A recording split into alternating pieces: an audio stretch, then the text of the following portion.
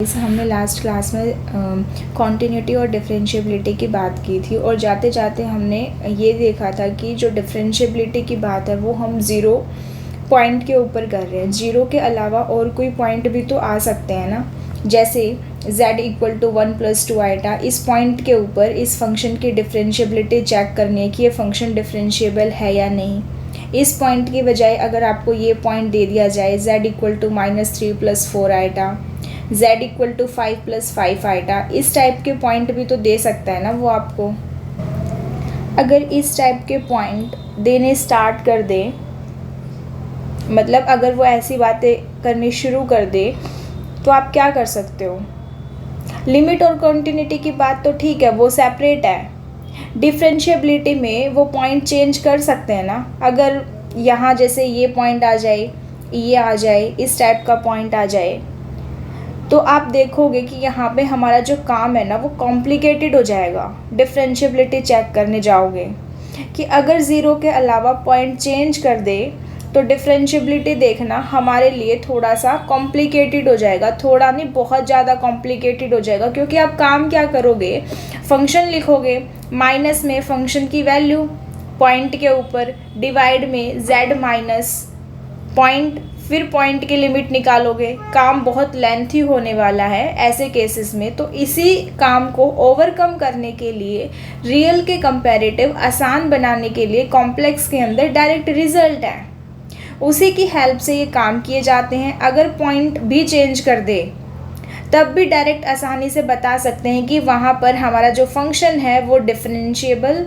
है या नहीं। क्योंकि रियल के कंपैरेटिव जाएँ तो वहाँ पर डेफिनेशन लगाओगे, a निकालोगे, b निकालोगे, gh निकालोगे, फिर उसकी लिमिट देखोगे, काम बहुत लेंथी चला जाएगा। उनके कंपैरेटिव कॉम्प्लेक्स में आसान है। कॉम्प्लेक्स के अंदर डिफरेंशिएबिलिटी देखना बहुत इजी है। वो कैसे? डिफरेंशिएबिलिटी चेक करनी है तो वो देखते हैं हम with the help of CR equation. With the help of CR equation,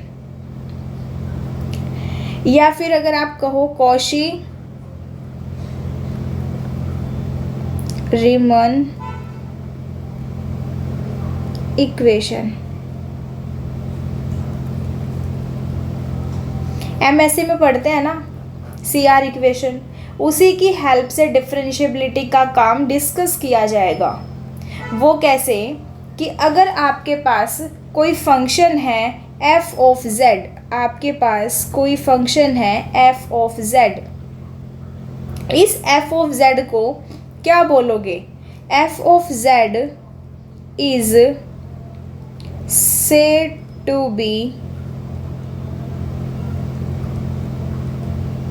satisfy CR equation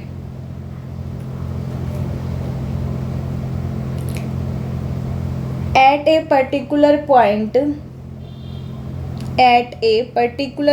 z equal to z0.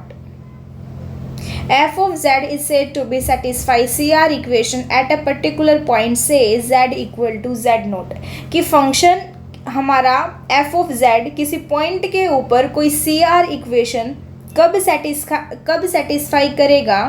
If and only if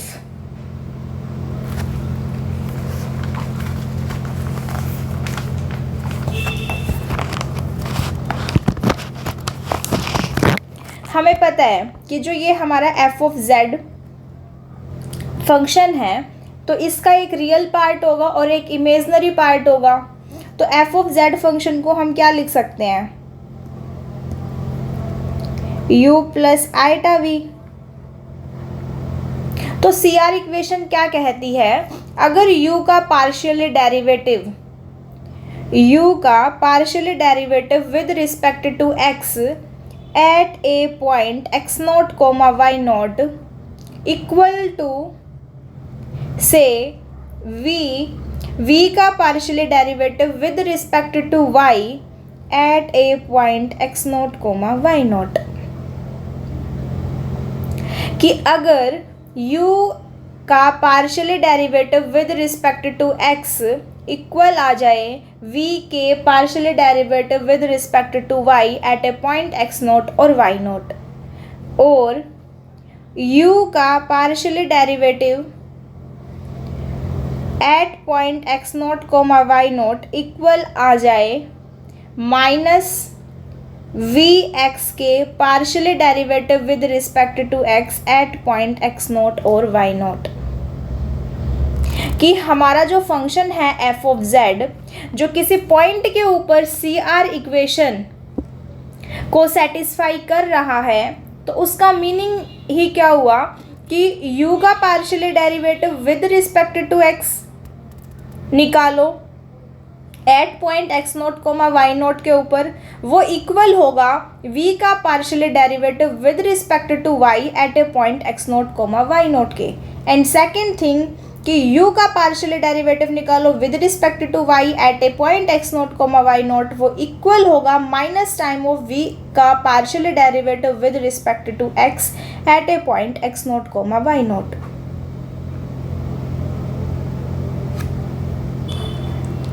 अगर ये कंडीशन होल्ड हो रही है देन फंक्शन उस पॉइंट के ऊपर क्या करेगा, CR इक्वेशन को सेटिस्फाई करेगा।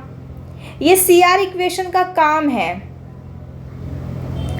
अब CR इक्वेशन ने हमारी हेल्प क्या की, इन इक्वेशन ने हमारी हेल्प डिफरेंशिएबिलिटी में अगर हम देखें, अब आगे इतना समझ आया सबको। अब ये देखना है कि CR इक्वेशन हमारी डिफरेंशिएबिलिटी देखने में कैसे हेल्प करती है। तो उसके लिए एक थ्योरम थी, मैं उस थ्योरम की स्टेटमेंट लिख रही हूँ, वो देखो एक बार।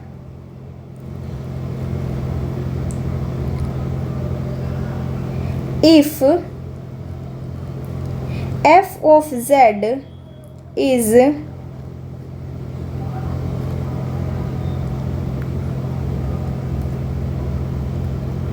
differentiable at z equal to z naught,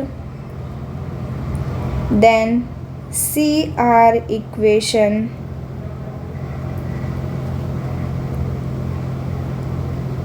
hold at z equal to z naught। Result क्या था कि अगर कोई function f of z differentiable है किसी point z equal to z naught के ऊपर, तो वहाँ पर CR इक्वेशन होल्ड करेगी। ये रिजल्ट था।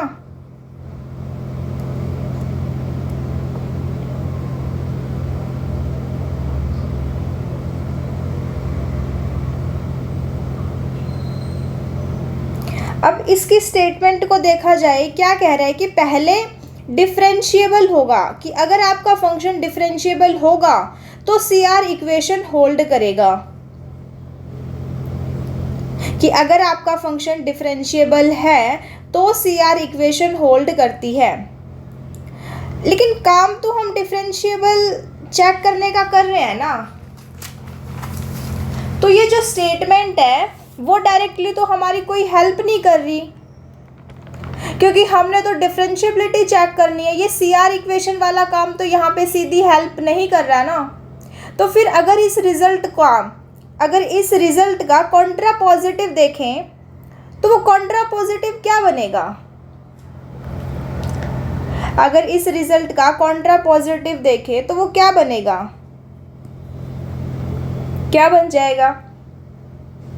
अगर मैं इसका कॉन्ट्रा पॉजिटिव लिखूं तो ये बनेगा ना,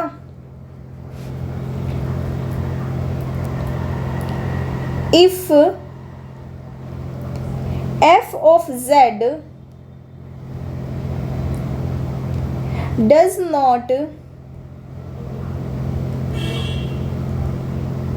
satisfy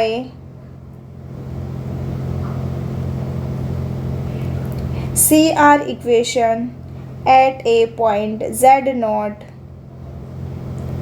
then f of z is not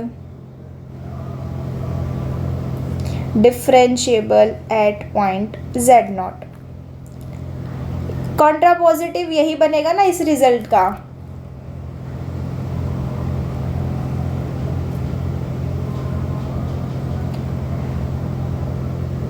कि अगर ये नहीं हुआ तो ये भी नहीं होगा। That means C R equation अगर मेरी होल्ड नहीं हुई तो फंक्शन डिफरेंशिएबल नहीं होगा। यही बात हमारे काम की है जो हमने क्वेश्चंस में लगानी है कि अगर कोई फंक्शन f ऑफ z किसी पर्टिकुलर पॉइंट के ऊपर सी आर इक्वेशन सेटिस्फाई नहीं कर रहा तो वो फंक्शन उस पॉइंट के ऊपर डिफरेंशिएबल नहीं होगा। तो इस बात को कैसे लगाना है क्वेश्चंस में वो देखें कि जैसे ये क्वेश्चन है f of z equal to X square plus iota Y square. आपको इसकी डिफरेंशिएबिलिटी चेक करनी है at point z equal to 1 plus 2 iota पे। बताओ ये फंक्शन आपका डिफरेंशिएबल है या नहीं इस पॉइंट पे।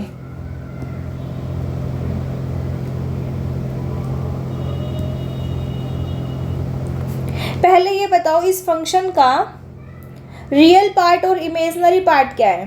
सिर्फ रियल पार्ट हमारा u कितना आ जाएगा एक्स स्क्वायर और v क्या आ जाएगा हमारा वाई स्क्वायर। अब आप यहाँ पे अपनी सी आर इक्वेशन लगाओ, ux निकालो तो वो क्या आ जाएगा 2x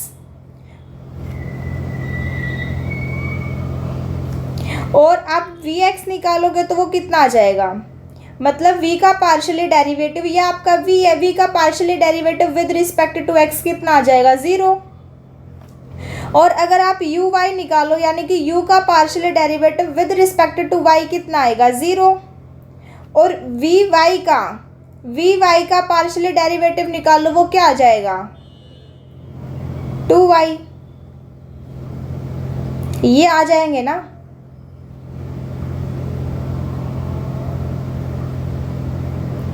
अब आपने देखा कि चारों के चारों पार्शियली डेरिवेटिव निकाल लिए। अब ये जो पॉइंट है वो पॉइंट पुट करो चेक करने के लिए।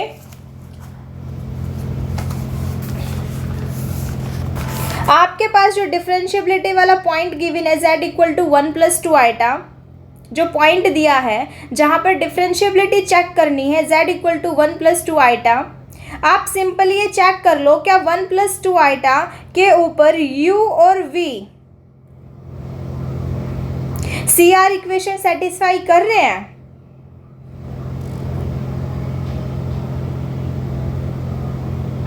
कि 1 आपका यहां से आप देखोगे x 1 है, y कितना है 2, कि 1 और 2 आइटा के ऊपर हमारा क्या आना चाहिए, हमारा ये आना चाहिए ना कि ux इक्वल है vy के और जो uy है वो minus time of vx 1 plus 2 iota के ऊपर ये आना चाहिए ना। क्या आ रहे हैं 1 प्लस 2 आइटा के ऊपर?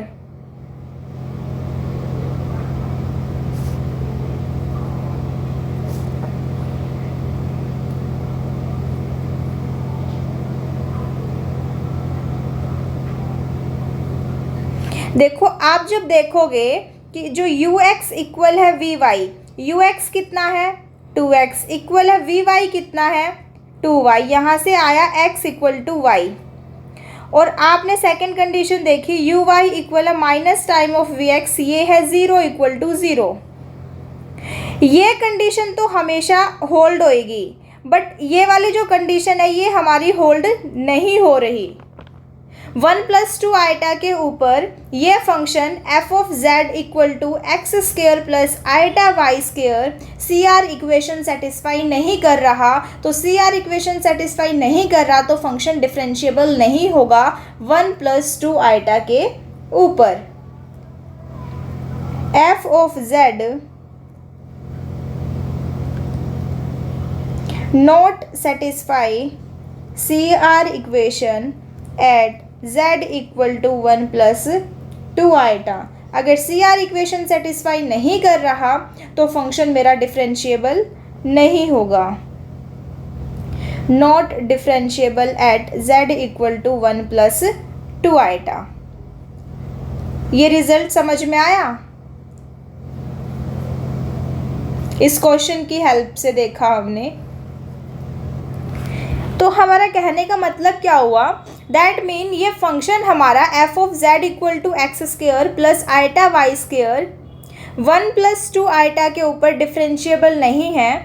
तो काम आसान नहीं हो गया हमारा? रियल के कंपैरेटिव देखें, कॉम्प्लेक्स में सीधा देखा, क्या देखा? U X V Y, you Y और वी एक्स अगर वो सेम आ गए, मतलब सी आर इक्वेशन होल्ड हो गई, तो फिर वहाँ से डिफरेंशिएबिलिटी की बात कर सकते हैं। और अगर सी आर इक्वेशन होल्ड हो गई तो हम कह देंगे फंक्शन डिफरेंशिएबल है। अगर सी आर इक्वेशन होल्ड नहीं हुई तो हम कह देंगे फंक्शन हमारा डिफरेंशिएबल नहीं है।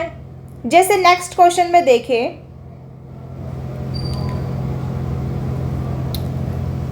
आपके पास फंक्शन है F of Z equal, function है सेम यही वाला, X square plus iota Y square. क्या ये function at Z equal to -3 plus 4 iota, क्या इस पॉइंट के ऊपर सी आर इक्वेशन होल्ड हो रही है? जल्दी से चेक करके बताओ।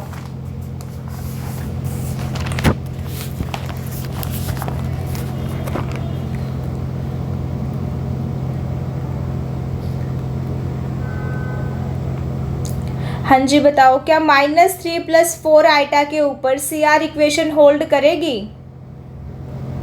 आपका जो फंक्शन है एफ ऑफ जेड ये है। आप यहाँ से अपना रियल पार्ट और इमेजनरी पार्ट निकालो। से u है आपका रियल पार्ट एक्स स्क्वेयर और आपका इमेजनरी पार्ट से v है आपका वाई स्क्वेयर। आपको अपने पार्शियल डेरिवेटिव निकालने, यानी कि सी आर इक्वेशन। u का partial derivative with respect to x 2x आ गया, u का partial derivative with respect to y 0 आ गया, v का partial derivative with respect to x 0, v का partial derivative with respect to y 2y। अब आप सी आर इक्वेशन देखो, आपकी सी आर इक्वेशन कहती क्या है?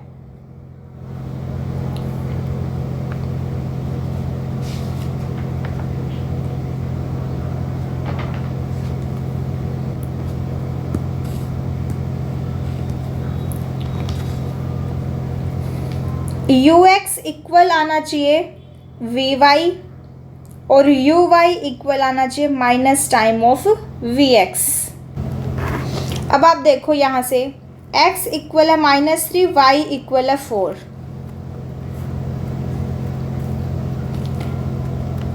अब आप यहाँ से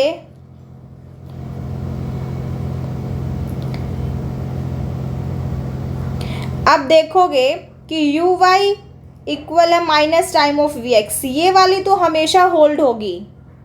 but U x equal to minus time of V Y, ये 2x इक्वल टू 2y आ जाएगा।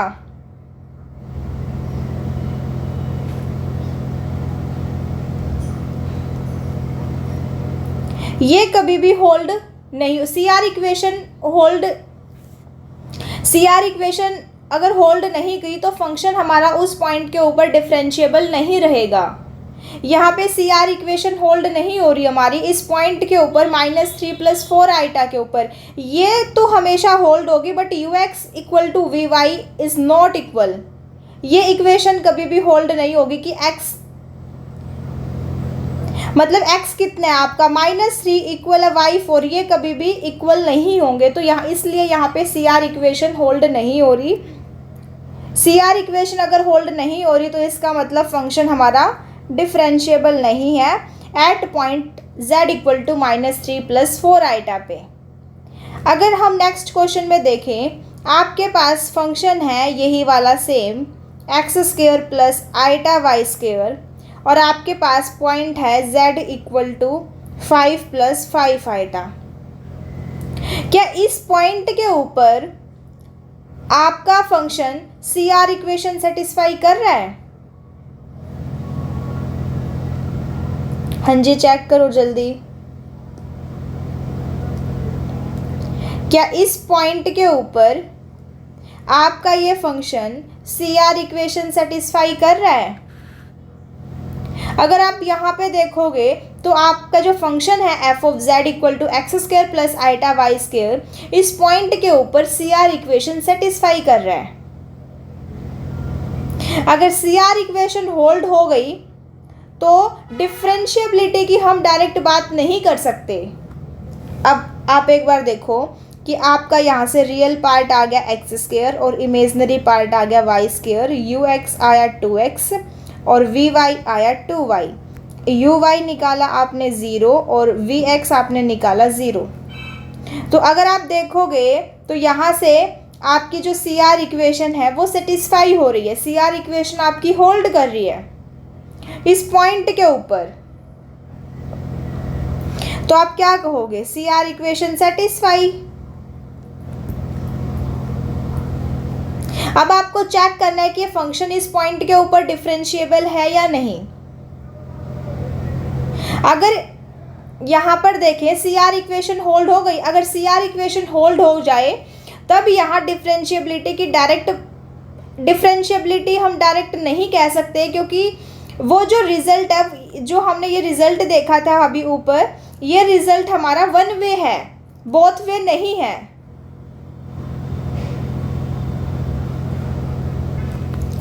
तो ऐसे केसेस में क्या करें कि अगर सी आर इक्वेशन होल्ड हो जाए तब जो रिजल्ट है वो क्या है, एक बार हम उस रिजल्ट को देख लेते हैं।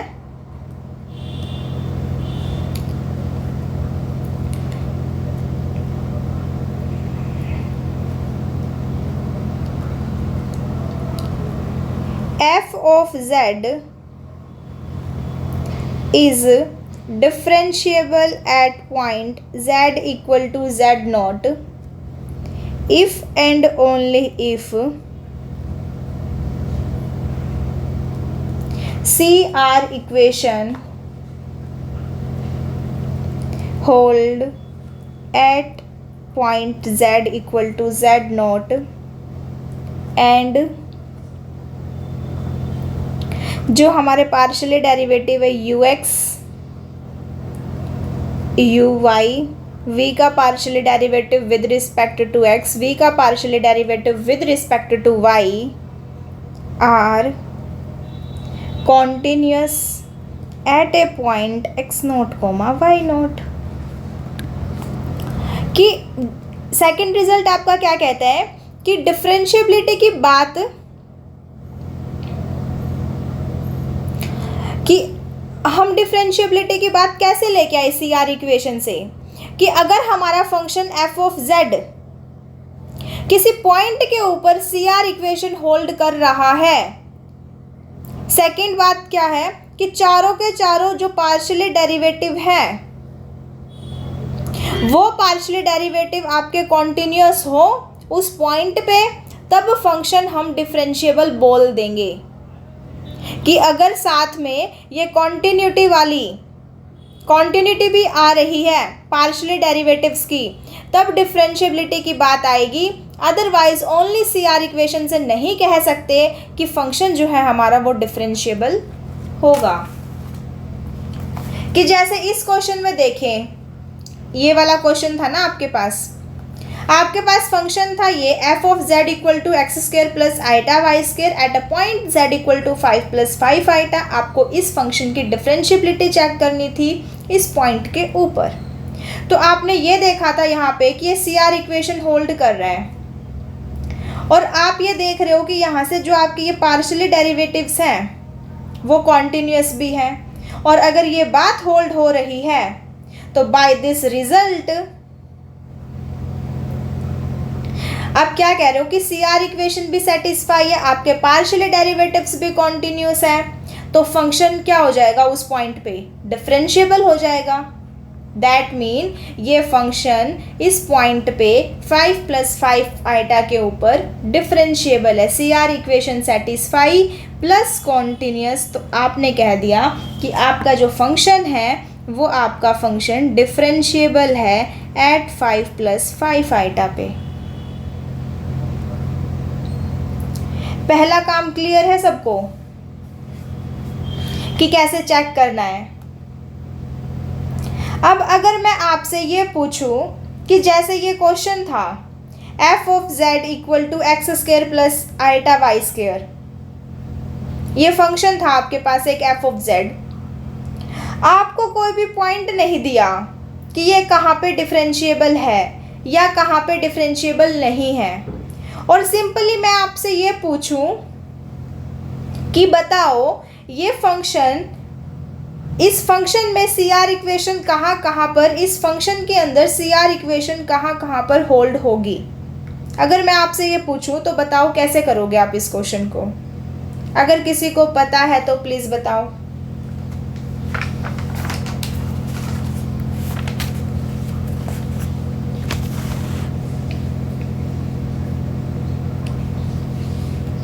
इस फंक्शन के लिए सी आर इक्वेशन कहाँ पे होल्ड होगी, मतलब कौन कौन से वो ऐसे पॉइंट हैं जहाँ सी आर इक्वेशन होल्ड हो रही होगी।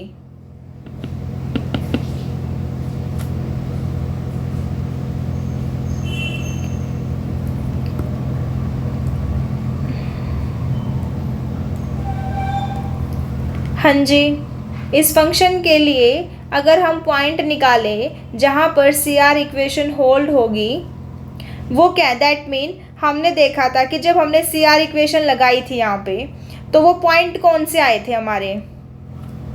देखो हमारे पास फंक्शन था f of z X square plus iota Y square. C R equation क्या कहती है आपकी, ux इक्वल है वी वाई। अगर आप ux equal to we Y करोगे और uy equal to minus we X करोगे तो आप देखोगे ये तो हमारी हमेशा होल्ड हो रहा है क्योंकि ये दोनों ज़ीरो हैं।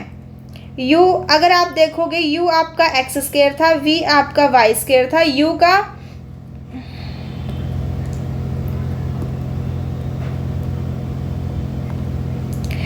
का partially derivative with respect to x2, u का partially derivative with respect to y0, v का partially derivative with respect to y2y, v का partially derivative with respect to x0।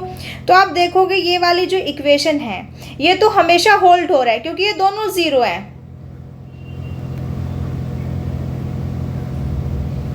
और अगर आप इसको देखो ux equal to we Y, ux equal to we Y का मतलब क्या है कि ये इक्वल है 2x इक्वल टू 2y,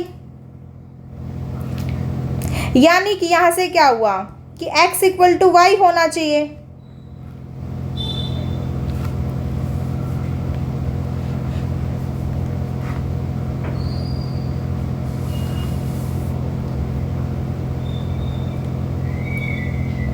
कि अगर x और y सेम हुए तभी इस फंक्शन में सी आर इक्वेशन होल्ड करेगी। दैट मीन जो सी आर इक्वेशन है इस फंक्शन के लिए, जो सी आर इक्वेशन है हमारी इस फंक्शन के लिए, वो इस लाइन के ऊपर बैठी है, x इक्वल टू वाई वाली जो लाइन है।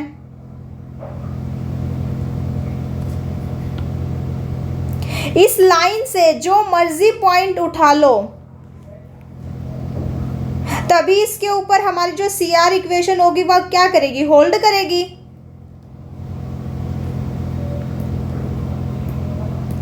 इस लाइन से आप चाहे मर्जी जो पॉइंट उठा लो, सी आर इक्वेशन होल्ड करेगी।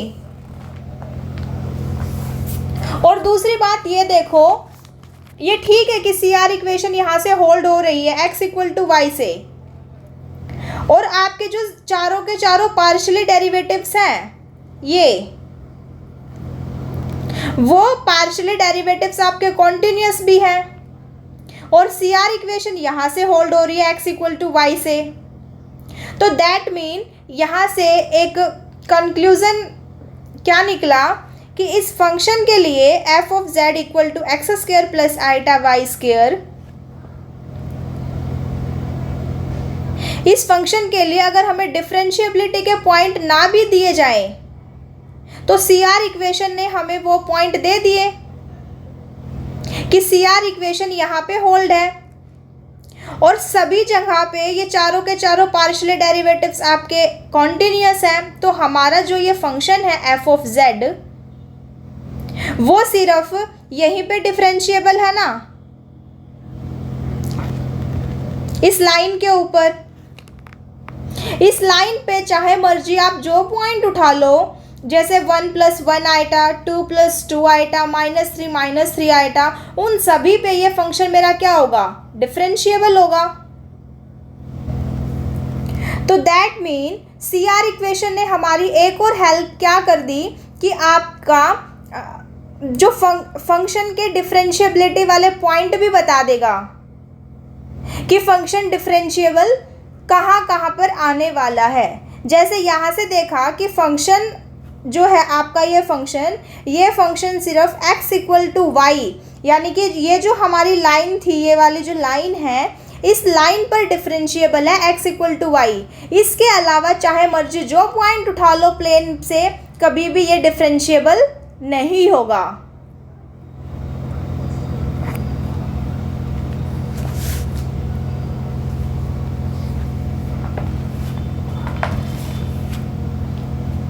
जैसे मैं आपको एक फंक्शन दूं,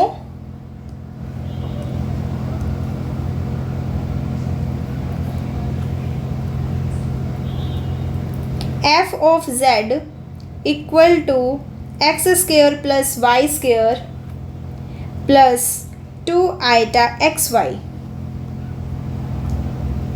बताओ ऐसे कौन से पॉइंट हैं जहां पे ये फंक्शन डिफरेंशिएबल है।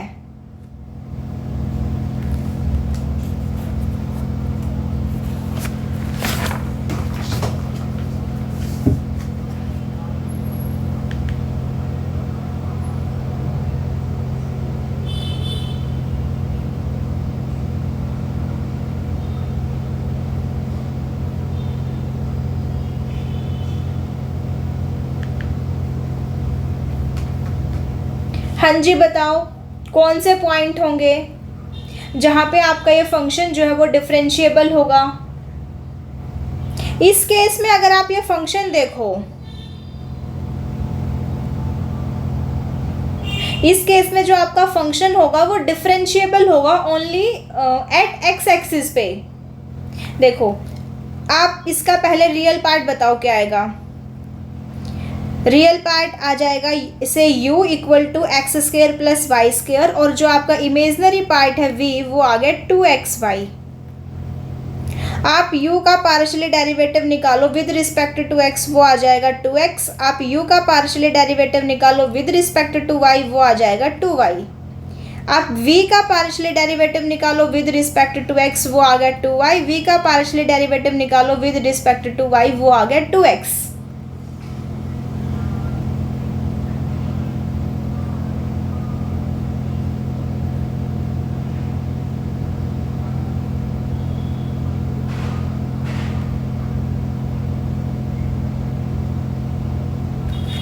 कि इस जो ये फंक्शन है, इस फंक्शन के डिफरेंशिएबिलिटी वाले पॉइंट भी पूछ ले कि वो कौन से ऐसे पॉइंट हैं जहाँ पर ये डिफरेंशिएबल होगा, तो वो सी आर इक्वेशन से निकाल देंगे। अब आप यहाँ अपनी सी आर इक्वेशन लगाओ, सिंपल सी आर इक्वेशन लगा दो। सी आर इक्वेशन क्या है, ux = vy और uy = -vx। वहाँ से वो पॉइंट मिल जाएंगे। पॉइंट क्या आएंगे अब, ux = vy, 2x = 2x,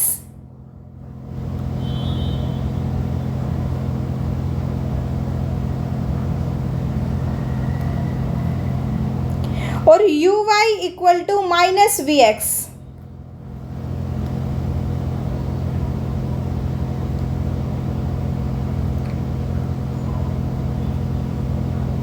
अगर आपके पास कोई फंक्शन गिवन है और आपसे ये पूछा जाए कि डिफरेंशिएबिलिटी वाले पॉइंट भी पूछ ले कि कौन कौन से ऐसे पॉइंट हैं जहाँ पर वो फंक्शन आपका डिफरेंशिएबल होगा, तो आप अपनी simple C C R equation लगा दो। U x equal to we Y, you Y equal to minus we x, वहाँ से पॉइंट मिल जाएंगे। क्लियर है सभी को?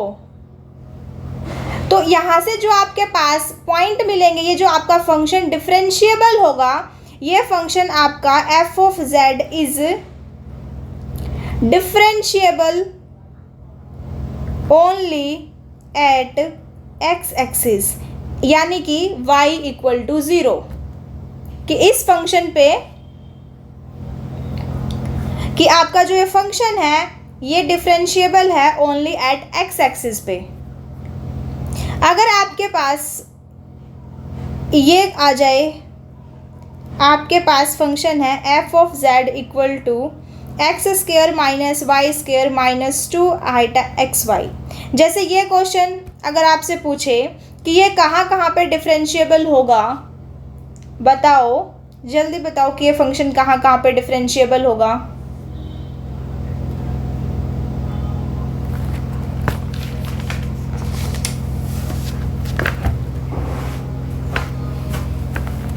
मतलब वो ऐसे कौन से पॉइंट है जहाँ जहाँ पे आपका ये जो फंक्शन है वो डिफरेंशिएबल होगा। सिंपल सी है, अपनी सी आर इक्वेशन अप्लाई करो। u कितना आ जाएगा यहाँ से, x square minus y square, v कितना आ जाएगा माइनस के 2xy। अब जो सी आर इक्वेशन है वो क्या कहती है, you x equal to we Y, you Y equal to minus we X.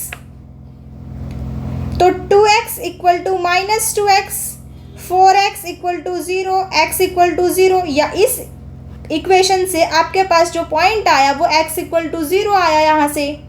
और अगर आप यहाँ से देखोगे तो minus 2y equal to minus minus 2y, तो यहाँ से कितना आ गया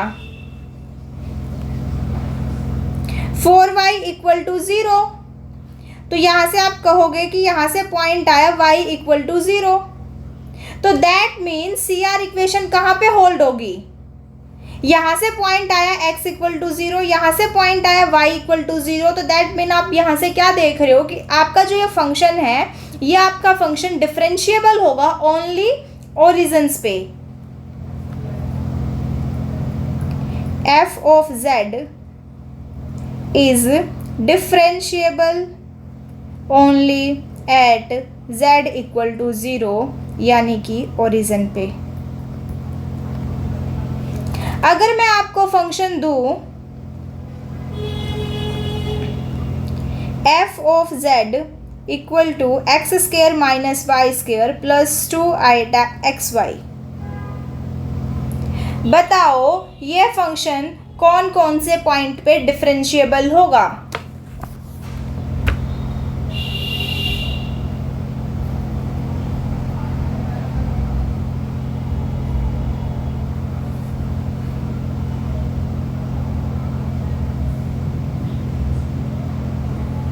हाँ जी बताओ, ये फंक्शन कौन कौन से पॉइंट पे डिफरेंशिएबल होगा।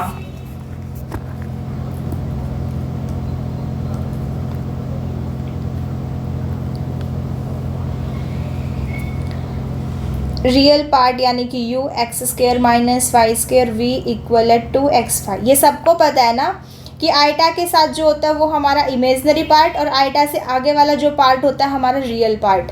तो हम किसी भी एफ ऑफ जेड फंक्शन को real part plus imaginary part की फॉर्म में लिखते हैं। तो यहाँ से अगर आप कंपेयर करोगे तो हमारा रियल पार्ट आ जाएगा x square minus y square, और जो हमारा इमेजनरी पार्ट है से we equal to 2xy।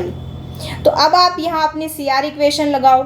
C R equation क्या कहती है कि U x equal to we Y और U Y equal to minus time of V x. तो यहाँ से अगर आप देखोगे तो u का partially derivative with respect to x2, v का partially derivative with respect to 2x,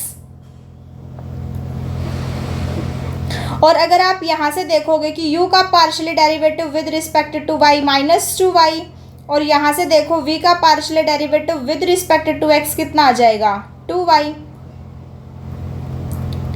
तो आप दैट मीन क्या हुआ यहाँ से कि आप चाहे जो मर्जी एक्स वाई उठा के रख दो सी आर इक्वेशन में, ये हमेशा होल्ड होंगे ना। Hold for all x, hold for all y. और आप ये देख रहे हो कि आपके चारों के चारों जो पार्शियल डेरिवेटिव्स है वो कॉन्टिन्यूस भी हैं, तो इसका मतलब आपका जो फंक्शन है वो डिफरेंशिएबल होगा सभी जगह पे। तो आपका जो ये फंक्शन है एफ ऑफ जेड, ये आपका फंक्शन डिफरेंशिएबल है एवरीवेयर, सभी जगह पे आपका जो ये फंक्शन है वो डिफरेंशिएबल होगा। अब आपके पास मैं एक क्वेश्चन दूं,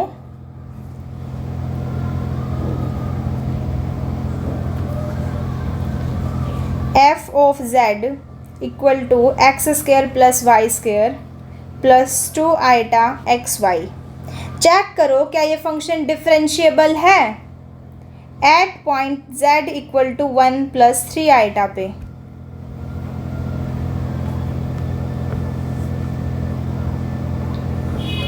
और चेक करो एट z इक्वल टू 3 पे और z इक्वल टू -2 पे। चेक करो क्या ये function z equal to 1 plus 3 iota पे, z इक्वल टू 3 पे, z इक्वल टू -2 पे ये फंक्शन आपका डिफरेंशिएबल है या नहीं।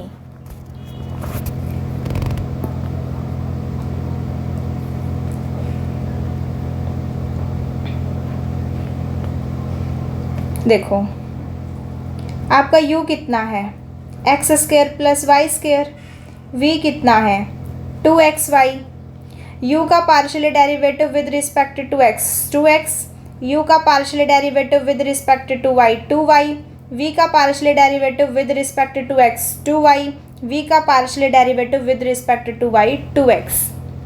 अब आप अपनी यहाँ सी आर इक्वेशन लगाओ। सी आर इक्वेशन क्या कहती है, you x equal to we Y और U Y equal to minus we X. और आपको सबसे पहले इस पॉइंट पे बताना है कि z equal to 1 plus 3 iota पे क्या आपकी सी आर इक्वेशन होल्ड कर रही है या नहीं कर रही। तो आप देखोगे कि 1 प्लस 3 आइटा पे आपका जो फंक्शन है वो सी आर इक्वेशन सेटिस्फाई नहीं कर रहा, तो इसका मतलब इस पॉइंट पे आपका फंक्शन जो है वो नॉट डिफरेंशिएबल।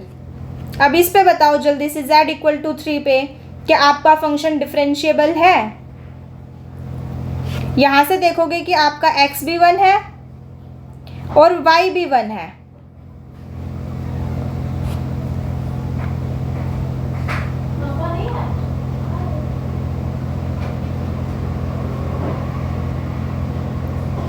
तो आपने देखा कि इस पॉइंट के ऊपर आपका जो फंक्शन है वो डिफरेंशिएबल है। और ऐसे ही अगर आप z इक्वल टू -2 पे चेक करोगे तो इस पॉइंट पे भी आपका जो फंक्शन है वो डिफरेंशिएबल आ जाएगा। अब मैं आपको कुछ क्वेश्चंस देती हूँ, उनको ट्राई करना।